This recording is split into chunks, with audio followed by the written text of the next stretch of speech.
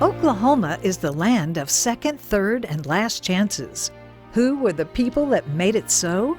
We'll trace the golden threads they've woven through Oklahoma history. The Red River Institute, JohnJDwyer.com, and our signature sponsor, Atwoods, present Oklahoma Gold. While John J. Dwyer is completing the Oklahomans Volume 2, he is sharing his microphone with Red River Institute board member and award-winning author, broadcaster, and avocational historian Wade Burleson. I'm Gwen Falconer-Lippert. We'll dig for the golden nuggets of Oklahoma history here now on Oklahoma Gold, the Burleson Chapters.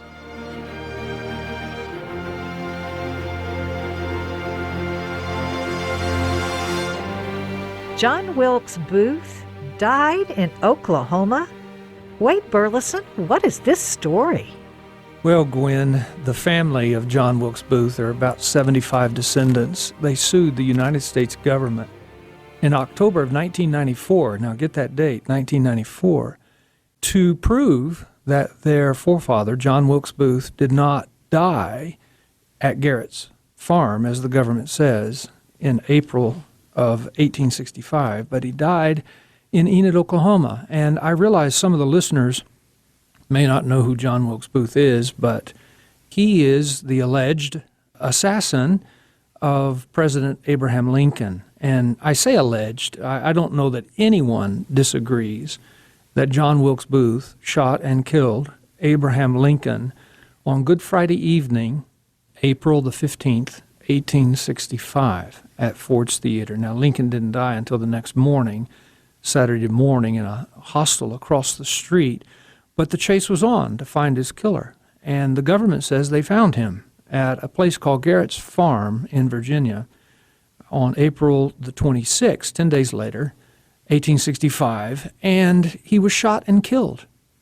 And the government announced the death of the assassin of the president, did an autopsy on the USS Montauk, that's a ship that was on the Potomac, took 3 vertebrae out of the body that they said was Booth, and then secretly buried Booth at the Washington Arsenal, where Booth remained for 4 years buried until 1869, when President Andrew Johnson had his body exhumed, and the government took the body back to Ford's Theater, to the alley behind the theater where Lincoln had been shot. It's called Baptist Alley. And they opened up the casket, and according to the government, the Booth family identified John Wilkes Booth as their family member. And then Booth was reburied in Baltimore, Maryland, where he laid until the 1990s.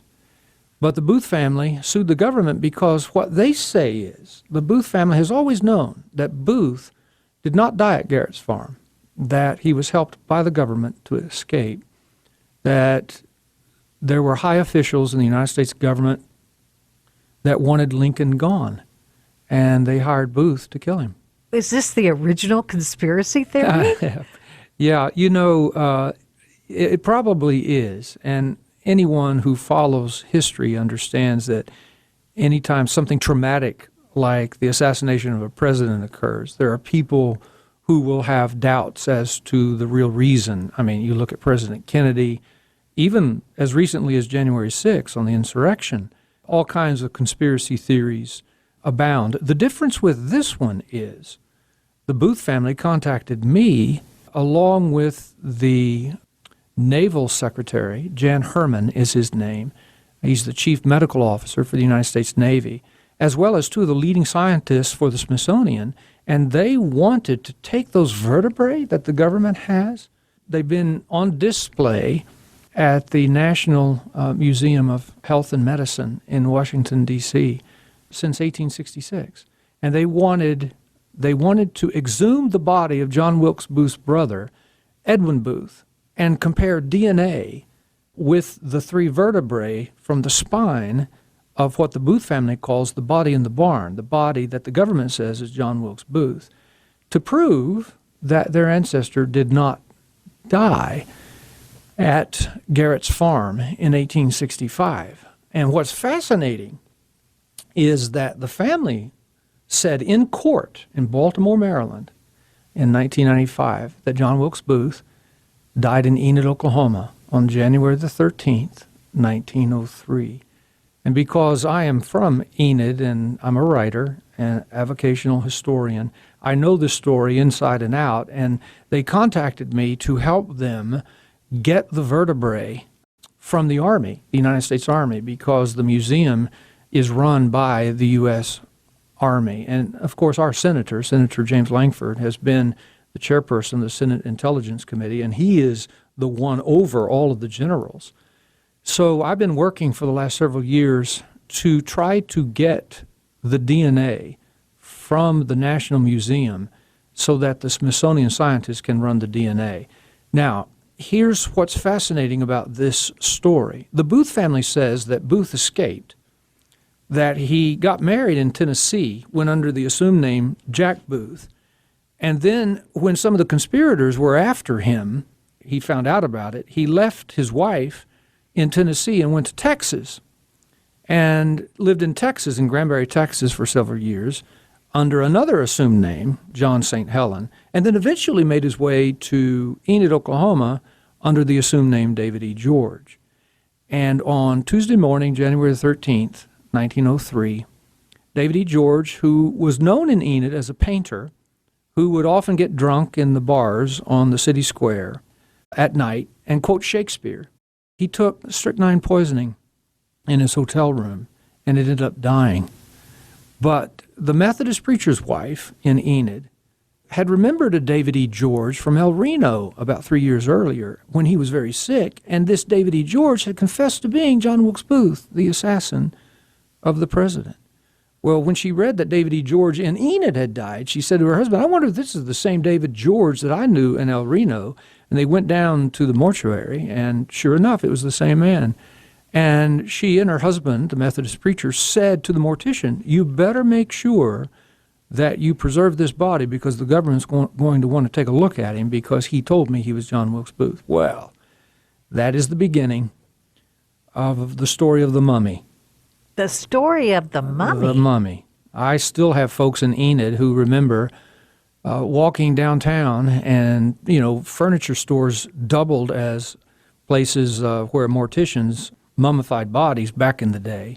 And they remember this David George body sitting in the window of Penniman Furniture Store in a rocking chair with a newspaper. And, of course, it was just the body, but it had been mummified. And it was a story that hit the national wires. The AP picked it up and said, the man who claimed to be the assassin of President Lincoln died in Enid, Oklahoma. Well, get this now. An attorney general in Memphis, Tennessee by the name of Finus Bates. He is the grandfather of actress Kathy Bates. He read that in the newspaper, took a train to Enid, walked in to the Penniman mortuary and said, whoa, this is the same guy that I knew in Texas as John St. Helen. And he asked the mortician, has the government came and looked at the body? And the mortician said, well, not yet. And he said, well, they will. And if they don't, I need you to call me. So they're thinking the mummy in the window was John Wilkes Booth? That's correct. That's what the Booth family says. We will find out more. We will stitch the golden thread and find the golden nugget when we return. This is Oklahoma Gold.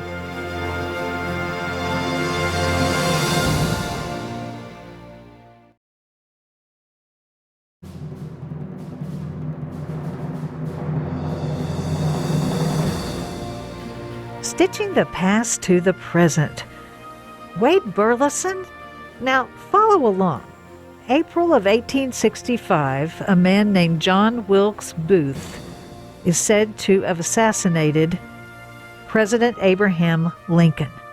And somehow, John Wilkes Booth died in Oklahoma?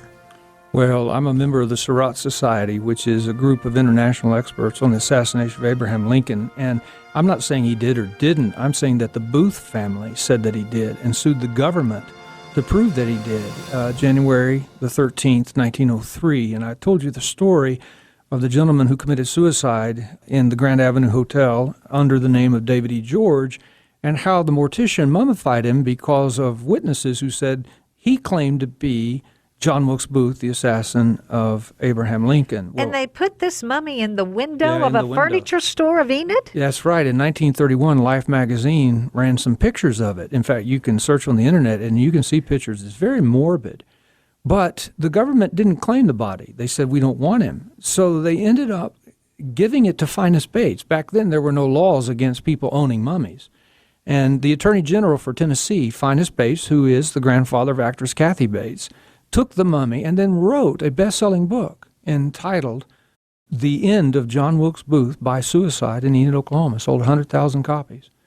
And then that mummy, which he had, toured the United States for almost 4 decades as people were offered thousands of dollars to prove that it wasn't John Wilkes Booth.